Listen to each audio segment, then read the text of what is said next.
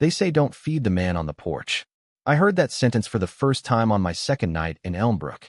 I had just moved into my grandmother's old house after she passed, a small two-bedroom tucked behind a wall of oaks at the edge of the woods. The house smelled like cedar and dust and her rose-scented candles, even though I hadn't lit one. Her things were still there. Her needlework, porcelain angels on the windowsills, the dented brass bell that used to hang from the porch. And the bowl. A shallow wooden bowl sat just outside the front door. Empty. Not decorative. Not placed like a welcome mat. Just there. I brought it in the first day, thinking it was trash or forgotten. But when I woke up the next morning, it was back. Right outside the door. Right where she must have kept it. And someone had filled it. 3 pale cubes of meat. Uncooked. Neatly arranged. That was the first time I heard the knock. Not a knock on the door. A knock on the window. The one beside the porch. I didn't check it.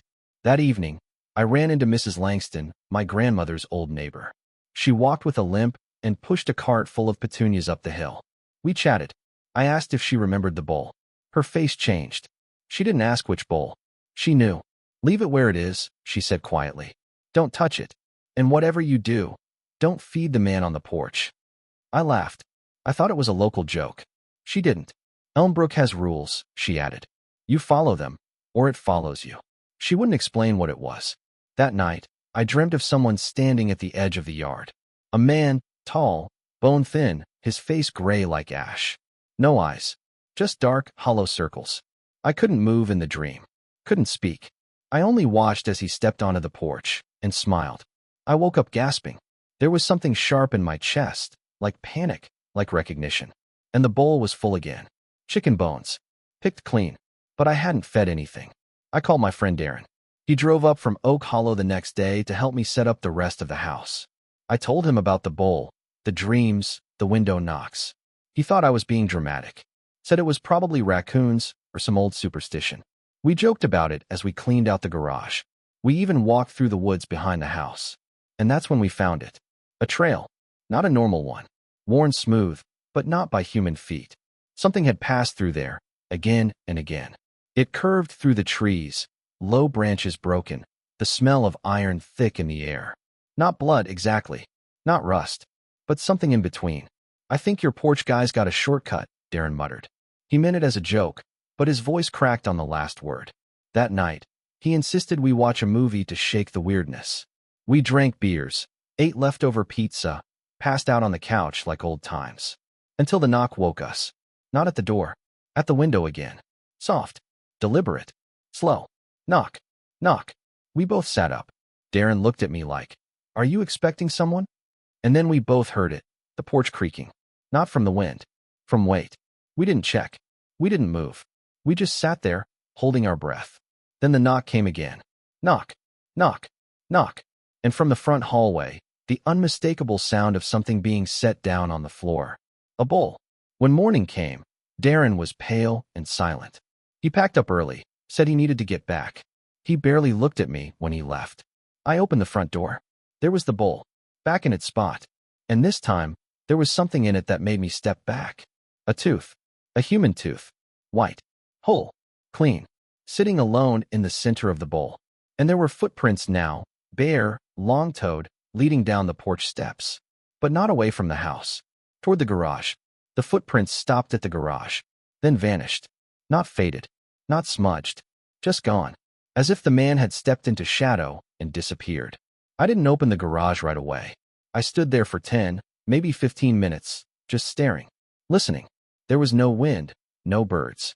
Just that thick, quiet pressure you feel before a thunderstorm, though the sky was clear. Eventually, I went back inside. I locked the doors. I locked the windows. I turned on every light. It was barely 10 a.m., but the shadows in the house felt long and sharp, like they didn't belong to anything. I called Darren. Voicemail. I tried again that night. Still no answer. That's when I started hearing the creaking again. The porch. Always the porch. It would come in short bursts. Creak. Pause. Creak. Like someone walking in slow, deliberate circles just outside the door. Sometimes the knock came with it. Sometimes not. And always the bowl. Every morning, something new appeared inside. Once it was feathers. Another time, something that looked like a rabbit's foot, still warm. One morning, I opened the door and the bowl was gone entirely. But there was a note, scrawled on parchment paper in crooked handwriting. You stopped. He won't. That was the day I opened the garage. The light inside was dim. I hadn't installed the overhead bulbs yet, and the old pull-string fixture barely worked. The only light came from the half-shattered side window, casting long beams across the cement floor. The garage was empty, mostly. Just a few old boxes of my grandmother's things. Gardening tools. A rusted tricycle that must have belonged to some long-dead neighbor kid. And the smell. It hit me all at once. Damp. Rot. Something sour. Like meat that had sat too long in the heat. There was a trail of water on the floor. Thin and dark, like old runoff. I followed it with my eyes. It led toward the crawlspace door at the back. A door I didn't know existed. Kneeling down, I pulled it open. Inside was pitch black. Dirt floor. Brick walls. Something scurried deeper into the shadows. Not a rat. Something slower. Heavier. And on the threshold, right there in the dirt, was the bowl. Full. This time, there was a photo inside. Old, yellowed, curled at the edges. A child, maybe 7 or 8 years old. Wearing a party hat. Smiling. Me. It was me. I stumbled back. Slammed the door. Left the garage. I called Darren again. Then his sister. She picked up. Hey, is Darren okay? He left here weird and hasn't answered. There was a pause. Then a shaky breath. Darren's missing, she said. Since yesterday. His truck was found on the side of the highway. Door open. Keys in the ignition. I couldn't speak. I didn't know he'd been with you. I hung up. That night, I didn't sleep. I sat in the kitchen with a knife in one hand and a flashlight in the other. Waiting. Watching the windows. Every creak of the floor made my muscles tense. Every shift in the shadows felt like a threat. The porch stayed silent. Until 3 a.m. Then came the footsteps. Not heavy, but purposeful. One by one. Up the steps. Then silence. And then, knock. Knock. But not at the window. At the back door. I didn't move. I barely breathed. The knock came again. Then I heard the voice. It was Darren. Whispering. Hey man. It's me. Open up. I think I left something here. His voice cracked. Please. I'm cold. I stepped forward. Slowly. Knife still in hand. But I didn't open the door. Instead, I whispered. What's my middle name? A pause. Then, man, come on. It's me. Don't do this. Wrong answer. Darren knew my middle name. Always teased me for it. I backed away.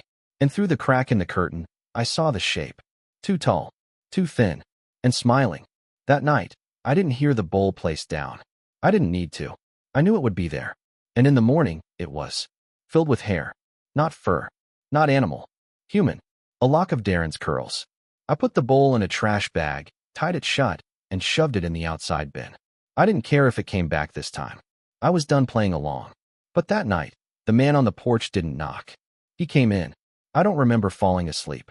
I must have passed out from exhaustion around 1 a.m., knife still in hand, sitting in the hallway near the back door. At some point, I woke up to cold air on my neck. The front door was open. Not broken. Just open. And the bowl was back.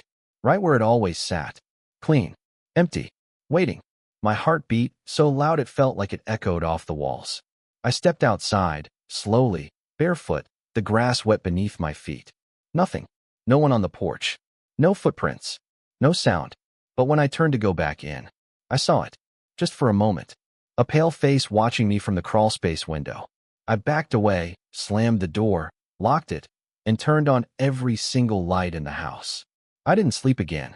The next day, I visited the Elmbrook Historical Society.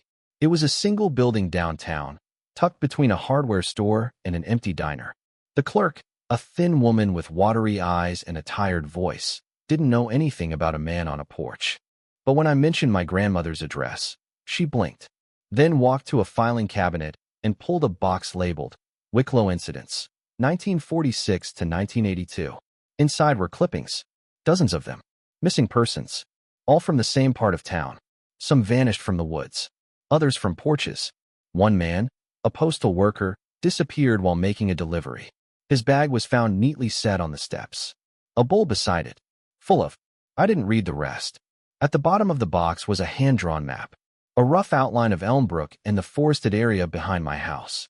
Someone had marked a trail, the same one Darren and I had found. At the end of it, scribbled in red ink. Don't let him inside. When I got home, my phone was dead. The power was out. The fridge stood open, its light dark. The bowl was still on the porch, but this time, something was different. It wasn't just placed there. It was carved. On the bottom, in shaky hand-scratched letters, "You fed him." I threw it. Hard. It shattered against the wall of the porch, splintering into a dozen pieces. The sky darkened fast after that. Too fast. By 5 p.m., it looked like midnight. And then I heard the whispering. From inside the garage. I opened the door, flashlight shaking in my hand. The light flickered, then died. The whispering didn't stop. It was coming from the crawlspace. I stepped in. Each footfall felt like it echoed for miles. The dirt crunched under me, dry and loose. I crouched low and opened the crawlspace hatch. The whispering stopped. Complete silence. Then a voice. Not a whisper this time. A voice. Clear. "You're his now." And a hand reached up, long, pale, with too many joints, and grabbed my wrist. I screamed, fell backward, slammed the hatch shut. I locked the garage door, shoved furniture in front of it, and called the police. They came 30 minutes later. 2 officers. I tried to explain what had happened. I showed them the broken bowl, the crawl space, the scratches on my wrist. They didn't laugh, but they didn't believe me either. "You should maybe stay somewhere else for a while," one of them said. The other lingered near the porch. "That's the old Wicklow place, right?" he asked. I nodded. He looked at me, really looked. "Your grandmother, she used to call us sometimes. Said there was a man outside, watching her. Did you ever see him?" He didn't answer, just turned back toward the squad car and said over his shoulder, "She always left the bowl full. You probably shouldn't have stopped." That night, I didn't lock the door. I didn't turn off the lights either. I just sat, waiting. And when the knock came, not on the porch, but right behind me, inside the house, I didn't turn around. I just whispered, "What do you want?" The answer came slow, not in words, but in hunger. The next morning, I found claw marks on the inside of the door. For long gouges, deep into the wood, like something had dragged fingers made of bone and wired down it. My wrist ached where it had grabbed me. A purple, spiraled bruise blooming under the skin like a brand. I didn't leave the house. I didn't eat. The lights kept flickering, and somewhere deep in the walls, I kept hearing something scrape. Like nails. Or teeth. By afternoon, I opened my grandmother's old cedar chest. It had always smelled of lavender and mold. Inside, I found quilts, a photo album, and a leather-bound journal. She never talked about her past. Just called Elmbrook, a place that teaches you how to keep quiet. But her handwriting was neat, precise. The first entry I read was dated 1977. I fed him again. Rabbit, this time. Nothing fresh left in the freezer. He didn't knock. That's a blessing. He's patient when he's fed. Another entry, days later. He stood in the woods for hours. I watched from the attic vent. He doesn't breathe, doesn't blink, just waits. Another. The bowl was empty this morning, but something scratched the window. Deep. Like it was angry. I think it wants more. More entries followed. Sometimes weeks apart. Sometimes frantic, like she'd written them in a hurry. Darren Wicklow disappeared last week. The boy who lived 3 houses down. I told his mother not to let him leave out the scraps. She didn't listen. My chest tightened. Wicklow. The name from the map. From the case box. My grandmother had been feeding this thing, the man on the porch, for decades. And she'd never stopped. That's why the bowl kept returning. Why the house still felt watched. Because she had been the keeper. The one who obeyed the rules. The one who kept him satisfied. Until me. I flipped to the last entry in the journal. No date. He'll need someone new. I hope it isn't James. But if it is, I hope he understands. James. Me. I closed the journal. My hands trembled. That night, I put the bowl back. I placed it gently outside the door. Inside, I laid a strip of raw beef, the only thing left in my freezer. And I waited. 3:12 a.m. Knock. Not soft. Not gentle. Hard. Demanding. I stayed still. And then I heard something move. Inside the walls. A long, slithering drag. Like something heavy pulling itself through insulation and wood. I ran into the bedroom and slammed the door. Locked it. Pressed my back against it. The sound stopped. A minute passed. Then 5. And then the whisper came. From the closet. James. I didn't open it. I couldn't. I backed away, trembling, until I was pressed into the far corner. Then the door creaked open by itself. It was empty. Just coats, boxes, dust. But the inside wall, it was scratched. Dozens of marks. Some fresh, some old. As if someone, or something, had lived in there. Slept. Waited. Watched. I didn't sleep at all. By morning, I had decided. I was leaving. I didn't care what the journal said, or what promises had been made, or what ancient deal this town had cut with whatever it was. I was done. I threw clothes in a bag, grabbed my car keys, stepped out, and stopped. The bowl was gone. In its place was something else. A shoe. Darren's. The exact pair he'd worn when he helped me clean the garage. I picked it up slowly, turning it over in my hands. Inside was a tooth. Another one. Clean. White. Just like before. And beneath it, a note, etched on the heel in that same jagged hand. You fed him. He likes you. I didn't leave. Not because I was afraid. Not exactly. I didn't leave because I knew that if I did, he'd follow. Not just to the edge of Elmbrook. Not just to my next apartment or the next town. He'd follow until I opened the door. Until I fed him. Instead, I stayed. And that night, I didn't prepare the bowl. I sat in the dark. Lights off. Windows shut. The air thick like glue. And I waited. At 3:12 a.m., the porch groaned. The sound of long, slow steps across rotting wood. Then, knock, knock, knock. But this time, I didn't freeze. I stood, walked to the door, pressed my eye against the peephole, and saw him. He was taller than I remembered. Or maybe he had never stopped growing. His frame was skeletal, but stretched, like something that had worn a person's skin too long and now didn't fit. His face, smooth, pale, and grinning, had no eyes, no nose. Just a wide, toothless mouth that reached from one cheek to the other. He wasn't looking at me. He was listening, waiting. I spoke through the door. I'm not feeding you anymore. The smile twitched. He raised one hand. Thin. Too many joints. The same hand that had grabbed my wrist. He placed it gently on the door and knocked. One final time. Knock. I felt something shift in the walls behind me. A ripple, like air sucking itself inward. Then silence. I woke up in bed. I don't remember how I got there. The sun was out. The house felt normal, but I knew it wasn't over. Not yet. That day, I walked through the woods, past the trail, past the place where Darren and I first found it. At the edge of the forest, I found something new. A house. Rotting. Abandoned.